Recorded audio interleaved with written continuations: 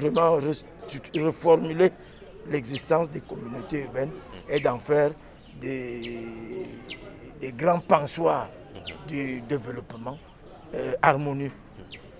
Ok. La dernière question, Monsieur le maire, elle concerne spécialement un événement ou une situation que nous avons observé au sein de la commune, un conflit qui est né du fait, de nos points de vue, que l'exécutif municipal souhaité par la hiérarchie du parti dont vous êtes originaire n'est pas celui qui a été élu par les conseillers, laquelle situation semble bloquer un peu le fonctionnement régulier, normal de la commune. La question nous voulons poser à la fin. Je suis légaliste, je vous vois venir, je suis légaliste. Les élections ont eu lieu dans la commune d'arrondissement Yaoundé 6. Monsieur Yoki Onana a été élu maire. Et je m'en tiens à ça. Maintenant, il y a toute une procédure pour installer un maire. Il faut que le ministre de l'administration territoriale reçoive le procès verbal des élections. Il faut que le ministre de l'administration territoriale délivre un arrêté de constat de l'élection d'un nouvel exécutif communal. Voilà, sur le plan de la légalité, ce qu'il faut. Mais il faut tenir compte du paramètre qui intervient.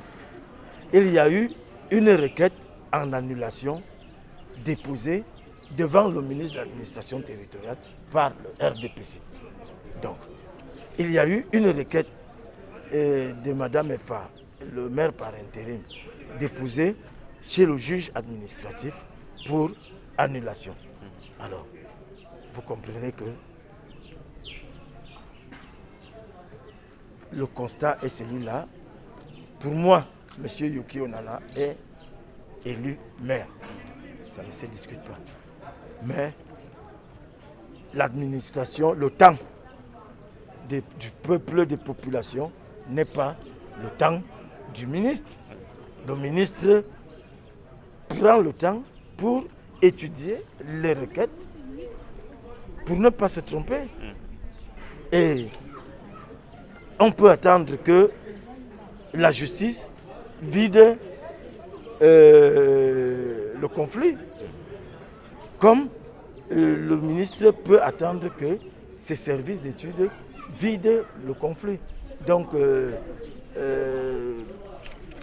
la polémique autour de laquelle la mairie ne fonctionne pas parce que le maire n'est pas installé, c'est un faux problème. La mairie fonctionne et fonctionne bien. Vous avez vu, vous m'avez trouvé en train de signer des actes d'état civil. Vous pouvez lire sur le babillard le nombre d'actes que j'ai signés pour mettre les agents en mission.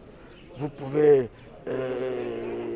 voir que la mairie, à la tournée du gouverneur, était représentée et que tout le monde, vous avez vu, les usagers arrivent, tout le monde va à ses occupations.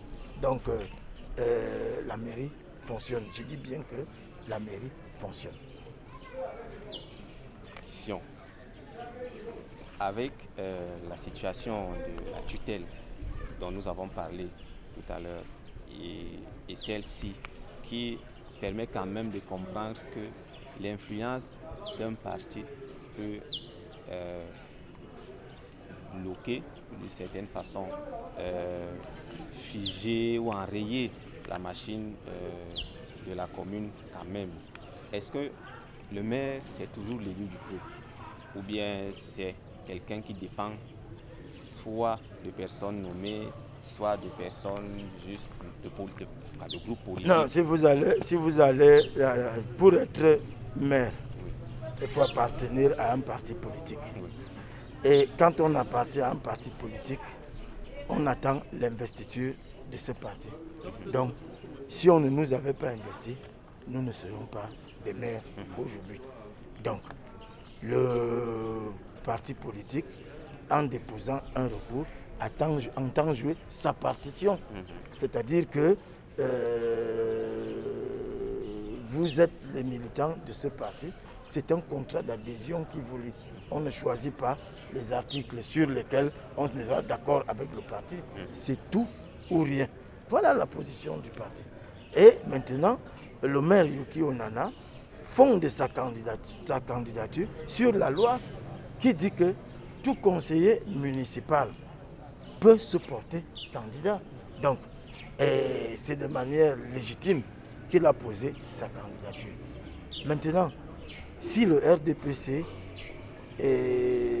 engage une procédure d'invalidation de sa candidature, l'autorité administrative n'est pas soumise aux délibérations du RDPC.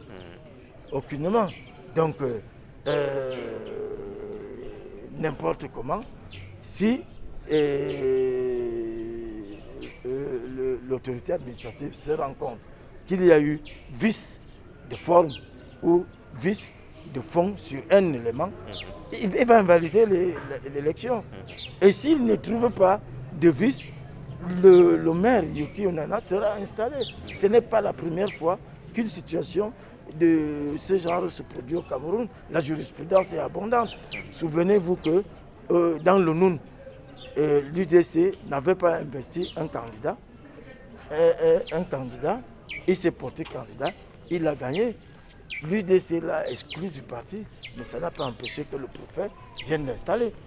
Tout simplement parce que le préfet était dans la légalité, il n'y avait pas de vice. Donc, je dis,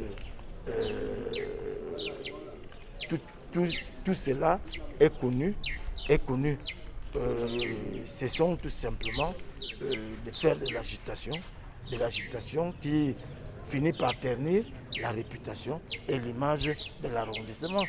Le gouverneur l'a dit hier, le problème a été porté au-dessus de moi. Donc nous sommes au courant. Donc arrêtez de vous agiter et je demande aux uns et aux autres d'avoir tout simplement de la réserve et de la retenue pour ne pas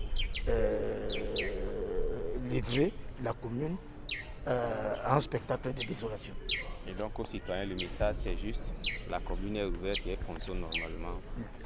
Tout à fait. Et pour terminer, je voudrais rassurer, j'ai l'obligation de rassurer les populations. En vertu de la loi, l'intérim d'une commune est assuré par un adjoint au maire et par ordre de préséance. Donc, et c'est de fait donc que j'assure l'intérim au niveau de la commune en ce moment pour garantir la continuité du service public. Et vous êtes le témoin privilégié, vous avez vu avec moi que la commune fonctionne. Les salaires ont été payés. La commune est en plein recouvrement des taxes. Les actes d'état civil sont signés. Le préfet fait les diligences nécessaires pour tout ce qui concerne la sortie d'argent. Mais à la vérité, si cette situation perdure, il sera nécessaire et impératif de nommer un intérim de droit qui va régler avec célérité tous les problèmes de la commune. Parce qu'il faut l'avouer, porter les dossiers tous les jours pour les amener chez le préfet, en plus de son travail même qu'il a là-bas, quand vous lui ajoutez celui de l'arrondissement et ses emplois du temps, vous comprenez que des problèmes comme celui de la vraie fausse marche qui se préparait sous prétexte qu'on n'avait pas payé les salaires, alors que je dis et je répète, la commune de Yaoundé 6 est liquide. Elle n'est pas en faillite comme les gens ont prétendu. Elle est liquide, je dirais même surliquide. J'ai déposé chez le receveur municipal des réquisitions de paiement de 2 mois d'arrivée de salaire dû aux élections et j'ai demandé au chef de service financier de préparer les états des salaires du mois d'août. Donc il n'y a pas de risque, il y a l'argent. Nous vous remercions, monsieur le maire, pour votre disponibilité, d'avoir accepté de vous prêter à ce jeu. Et nous espérons édifier énormément nos concitoyens à travers cet exercice. Et nous espérons que vous allez encourager vos collègues des autres communes à se prêter à ce même exercice pour assurer la pleine implication des jeunes citoyens dans la vie de nos communes. C'est moi qui vous remercie. D'abord pour le si honneur que vous m'avez fait en me choisissant comme interviewé. Et aussi, j'ai dit à mes collègues, voilà une initiative des jeunes. Voilà une initiative des jeunes, une expertise des jeunes mise à notre disposition de manière gratuite. Nous devons en profiter pour faire savoir ce que nous faisons et pour une meilleure compréhension avec les populations. Merci. Merci.